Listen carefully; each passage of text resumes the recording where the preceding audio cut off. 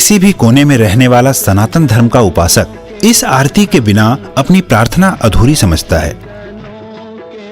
रोजाना करोड़ों लोग इस आरती से प्रभु की अर्चना करते हैं। एक एक शब्द आत्मा को स्पर्श कर जाता है। लेकिन क्या आप जानते हैं कि इस आरती के रचयिता कौन थे?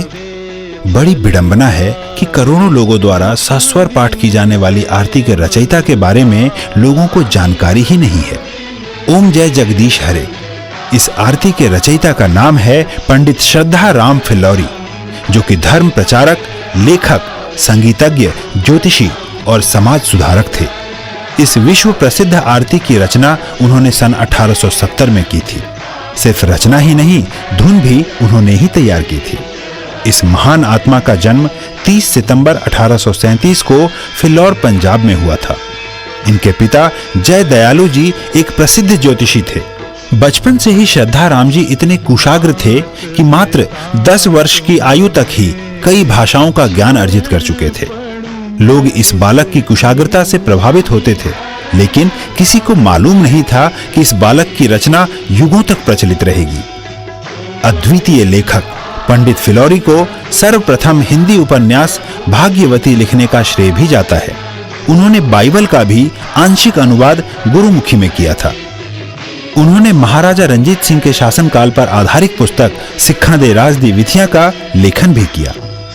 इसके अतिरिक्त पंजाबी बातचीत, सत्य धर्म मुक्तावली, शतोपदेश, सत्यामृत प्रवाह और सलय प्रवाह नामक पुस्तकों का लेखन भी किया। वह समाज सुधारक भी थे। जाति पाति के बंधन को न मानने वाले पंडित जी ने मेहताब कौर से शादी की थी, जो कि सिख परिवार से संबंधित थी। वह बाल विवाह, लड़के लड़की में भेदभाव, नवजात कन्याओं की हत्या जैसी कुरीतियों के विरोधी थे। उन्होंने स्त्रियों को समान अधिकार दिलवाने और उनके शिक्षा का समर्थन एवं प्रचार भी किया। पंडित श्रद्धाराम फिल्लौरी 1857 के प्रथम स्वतंत्रता संग्राम से प्रभावित होकर लोगों को एकत्रित करके देशभक्ति की गाथाएं सुनाते थे। अंततः ब्रिटिश सरकार ने उन्हें फिल्लौर से पलायन करने का हुक्म दिया। वह पहले अमृतसर और फिर लाहौर पलायन कर गए।